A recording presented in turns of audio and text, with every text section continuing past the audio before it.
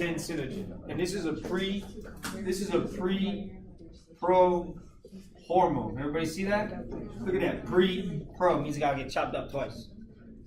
Everybody see that? POMC is a pro hormone. It's gotta get chopped up. They gotta get chopped up into whoop, whoop, all at once. Okay?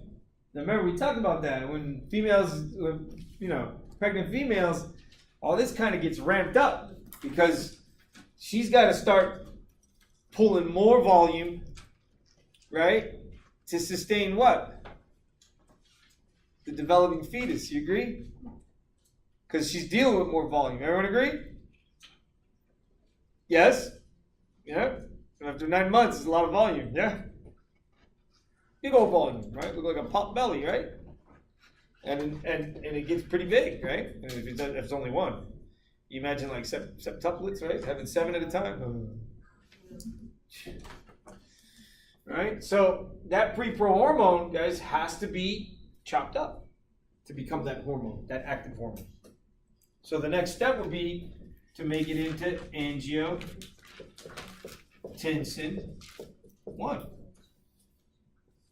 The next step then would be to make it into angiotensin 2. What happens to angiotensin cortex? We don't. Oh, I haven't written that in there. I just wrote the proteins. All right. Then if you write in there, so angiotensinogen. Well, how does angiotensinogen make angiotensin 1? Oh, well, you gotta have renin. Oh, how does angiotensin 2 make angiotensin 1 make angiotensin 2? Or how does angiotensin 1 get made into angiotensin 2? Let me say that right. Angiotensinogen gets made into angiotensin 1 because renin acts as an enzyme, protein enzyme, on it. So not only is it a hormone, it's an actual enzyme. It proteolytically cleaves, it chops a protein. A pre-pro hormone is a protein. Everyone agree? It chops it because these are protein-based hormones. Okay? And when it chops it, you get this angiotensin 1. Then that angiotensin 1 goes to the lung, and the lung makes ACE. And ACE will create angiotensin 2. Angiotensin 2 will have that effect on producing aldo by stimulating aldosynthase. So there's this enzyme called aldosterone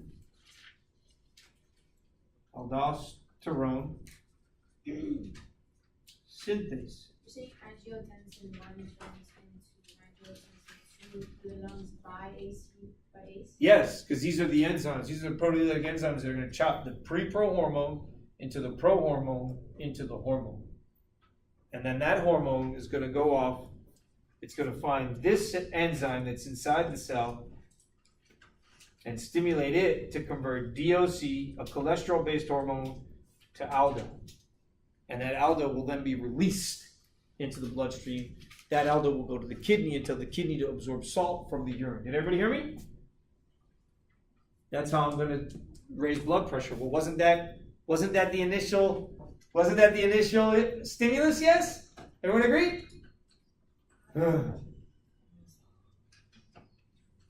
What's the matter? I heard somebody huff and puff over here. Wasn't the stimulus of renin release due to low blood pressure at the kidney? Does everyone agree? Yes? Does everyone agree that was the stimulus for the release of renin? Yeah? So wouldn't the end product be the reverse? Yes? Does everyone agree? I got a stimulus, I got to have an effect that's the opposite way. Question?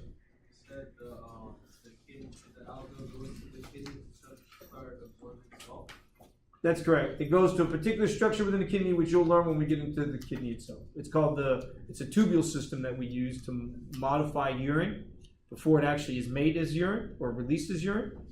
So we call that an ultrafiltrated blood because that's what it is. It's an ultrafiltrated blood.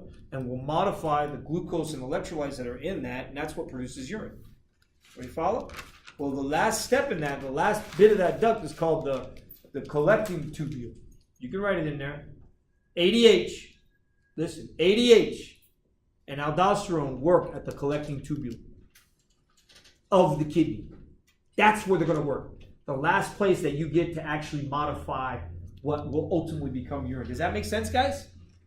You get one last chance to modify this before it gets released as urine. And your aldo and your ADH are the ones that are going to dictate that. Right at the end. Just that last bit at the end. You got one last chance. Let's go. Let's get it done.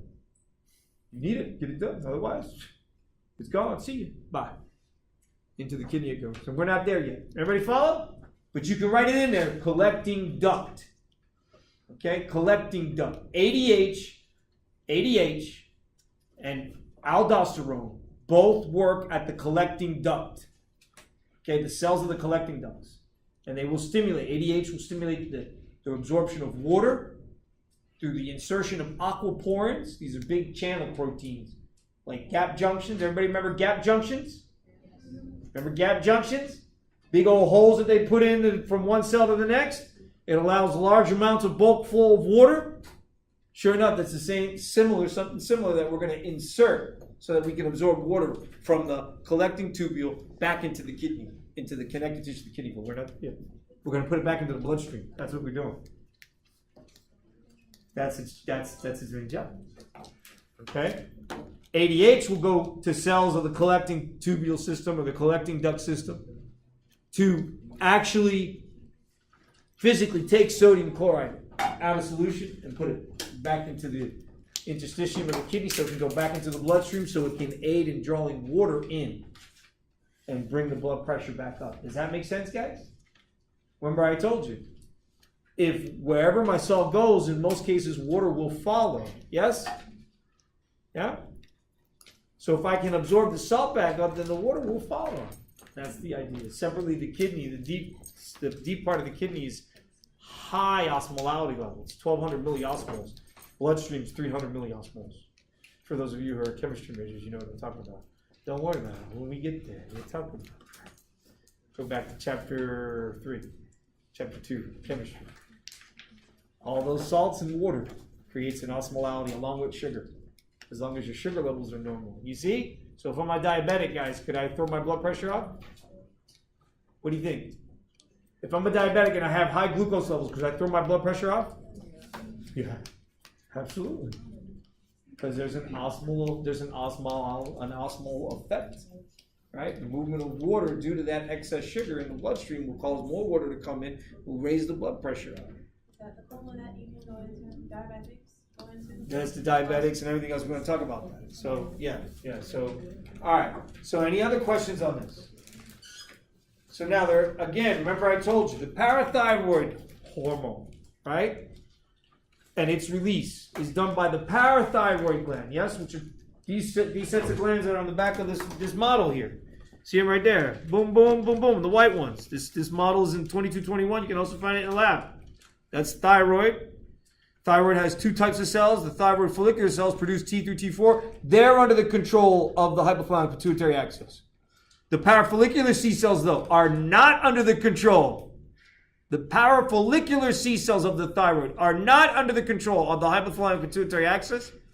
They are directly involved with regulating the calcium concentrations and responding to them. Yes? Along with parathyroid gland that has parathyroid cells that secrete PTH. So you have calcitonin PTH. Those glands are independent of the hypothalamic pituitary axis. There's the adrenal cortex, the adrenal medulla. The adrenal medulla. We'll talk about that in a moment. Then you have your testes and your ovaries. We'll kind of put those off for now. Oh, one other thing I wanted to show you here. So here's the pancreas. Pancreas is an independent endocrine organ. Everybody hear me? It is not under the control of the hypothalamic pituitary axis. Everybody hear me? Its hormones work synergistically with hormones that the hypothalamic pituitary axis stimulates.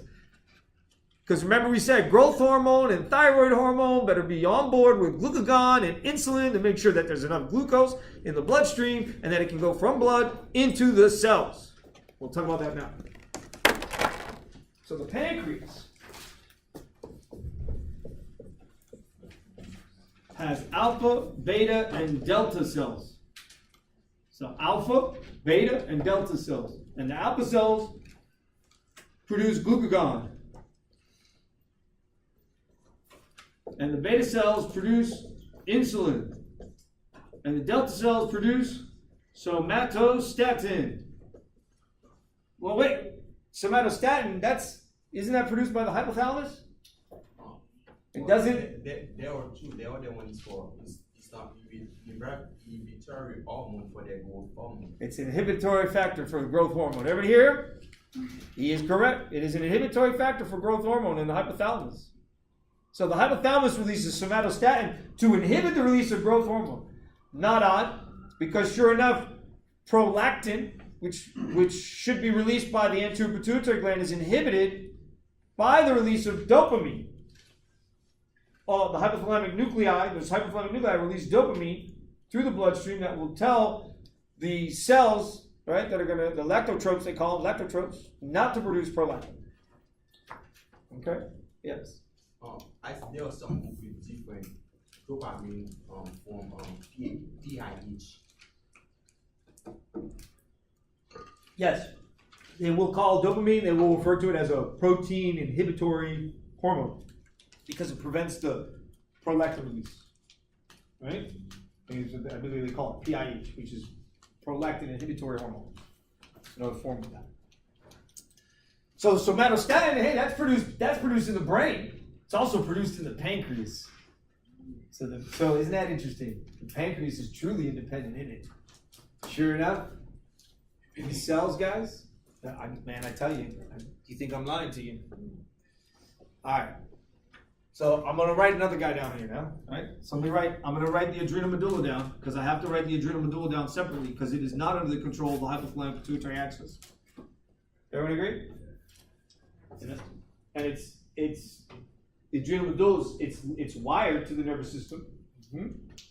It's actually, the adrenal medulla is actually undifferentiated postganglionic neurons, undifferentiated postganglionic sympathetic neurons, undifferentiated. What does that mean? It means it never became neurons. Everybody hear me? Undifferentiated sympathetic neurons means what? Means they're from the sympathetic nervous system. Undifferentiated sympathetic postganglionic neurons means what? That they're the second of two neurons. Yes? Remember I told you. You gotta go and review. You had sympathetic nervous system has a preganglionic and a postganglionic. Yes? So sympathetic has a preganglionic and a postganglionic. And typically a postganglionic is supposed to have axons with axon terminals. Everyone agree? Yeah. Well, in the adrenal medulla, it doesn't happen. It's the one exception of the rule. Go look at it. You don't believe me? It's there in your book. They're undifferentiated. They're postganglionic. They're sympathetic neurons. You understand that? And they're sitting in the adrenal medulla. They are the adrenal medulla. So we give them a special name. We call them chromatin cells because of how they stain. How they stain histologically. And what their job is to secrete epinephrine, more so than norepinephrine, directly into the blood. Everybody see that? That's what those chromatin cells are doing. The chromatin cells are undifferentiated, postganglionic, sympathetic neurons. Means they never develop into neurons. All they do is they migrate into the adrenal medulla. They make the adrenal medulla. That's who they are. And they'll secrete epinephrine and norepinephrine directly into the bloodstream. When we get a sympathetic impulse from reticular formation. Because reticular formation deep in the brainstem is signaling these guys, which is T1 through L3. Thoracolumbar. That's where those preganglions are coming from. Lateral gray horn. Right? Of the spinal cord. You guys didn't learn this? No, you go back and learn. Because that's where sympathetic comes from. At least the preganglions. The impulse is coming from reticular formation. Those are deep brain nuclei. Everybody understand that? Does it say lateral gray? Lateral gray horn.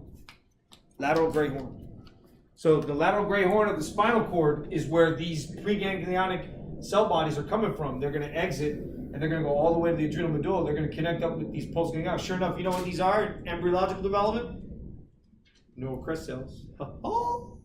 For those of you who had me for 2085, it's the whole story. Sperm meets egg.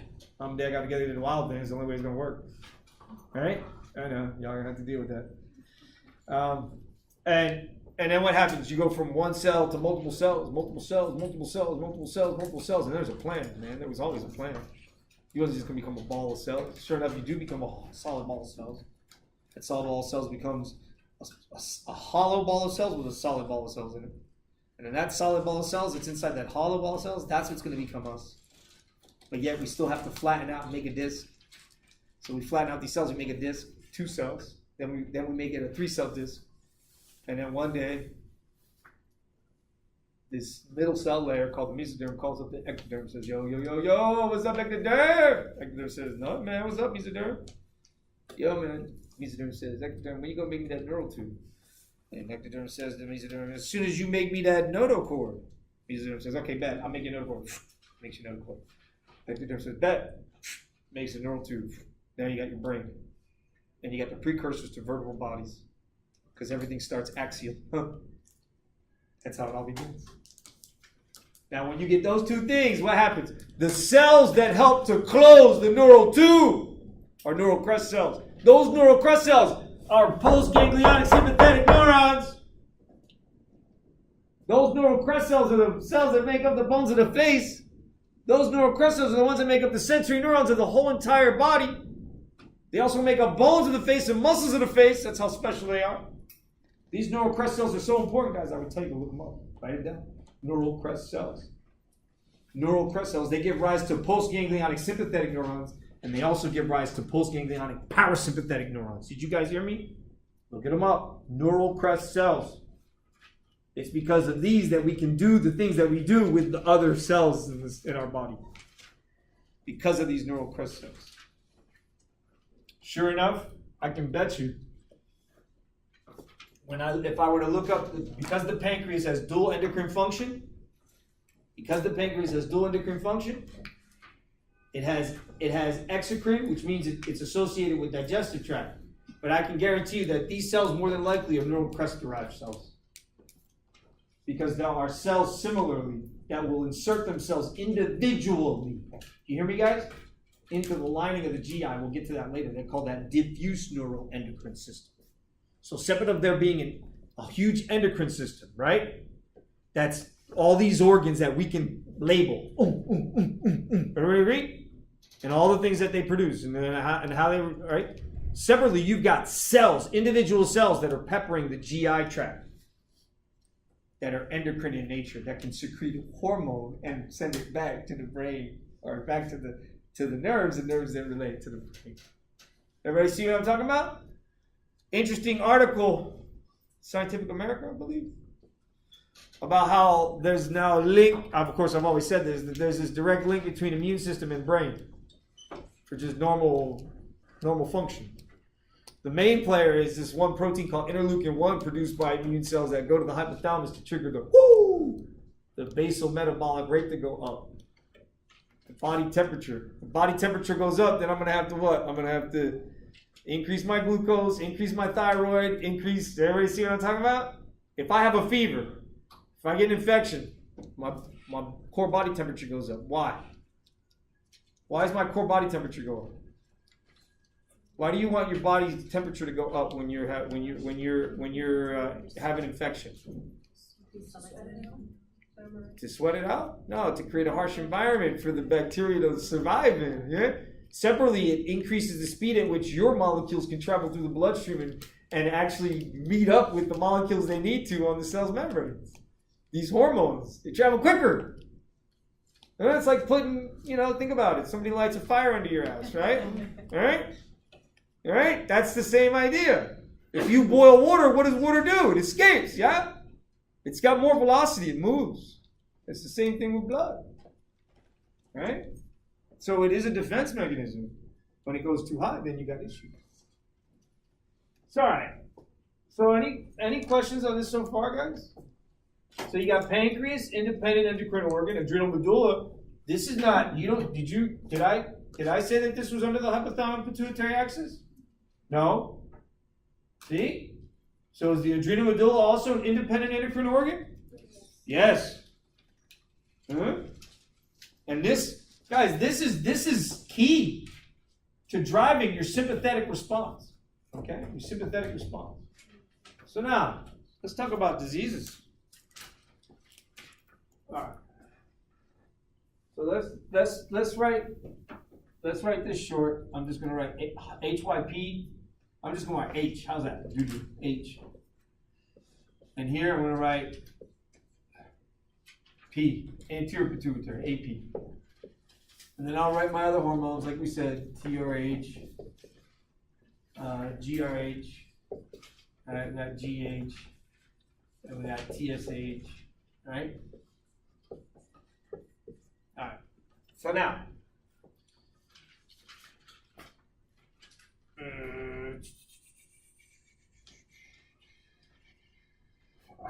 want to erase this, but if I erase this, it's going to be worse. So the TSH, remember, is going to go to thyroid. That's going to increase your T3 and T4. Right? All right. So if I have excess T3, we call that what? Hyperthyroidism. Did everybody hear me? Now, there's a particular case of hyperthyroidism, or cause for hyperthyroidism. A disease state of hyperthyroidism